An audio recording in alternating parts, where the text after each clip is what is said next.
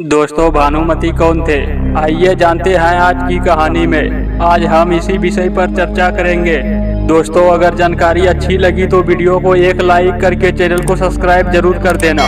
दोस्तों, यह कथा दुर्योधन के पत्नी के बारे में है, जिसका नाम भानुमति था। उसके बारे में कहा जाता है कि वह बहुत ही सुंदर थी। वह कामबोज के राजा चंद्रवर्मा की पुत्री थी।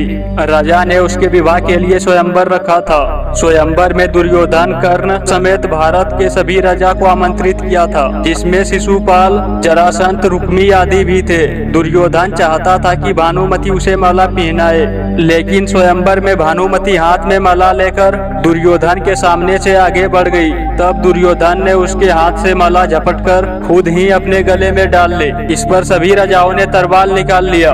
कर्ण के सहायता से दुर्योधन ने सभी योद्धाओं को परास्त कर दिया और भानुमति का अपहरण कर हस्तिनापुर ले आया। महाकृष्ण भक्त थी भानुमति।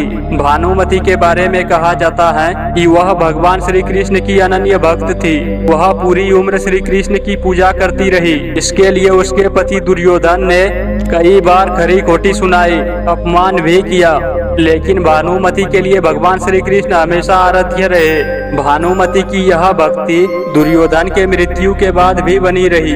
भानुमति के बेटे का नाम लक्ष्मण था, जो खुद महाभारत के युद्ध में मारा गया, और बेटी का नाम लक्ष्मणा था।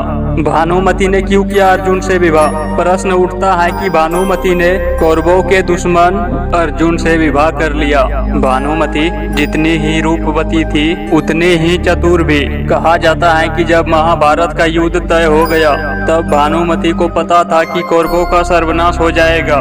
महाभारत युद्ध के बाद भानुमति नहीं चाहती थी कि आगे भविष्य में कोई युद्ध हो। भगवान श्री कृष्ण के कहने पर उसने अर्जुन से विवाह कर लिया था। भगवान श्री कृष्ण के पुत्र से रचाई बेटी की शादी। अपने वंश को बचाने के लिए भानुमति ने ही श्री कृष्ण के पुत्र शाम को अपना पुत्री लक्ष्मणा को अपहरण करके ले जाने का सुझाव दिया। कथा के अनुसार जब शाम ने लक्ष्मणा का अपहरण कर लिया तो दुर्योधन बहुत क्रोधित हुआ। तब भानुमति ने दुर्योधन को अपने अपहरण की याद दिलाई और शाम से लक्ष्मणा की विवाह में अहम भूमिका निभाई। कहते हैं कि भानुमति ने अपने वंश को बचाने के लिए और वो असंगत कार्य किया और उस चीज को जोड़ा जिसका जुड़ना संभव नहीं था। इसीलिए कहते हैं कहीं का ईंट कहीं का रोड़ा, भानुमति ने कुंभा जोड़ा।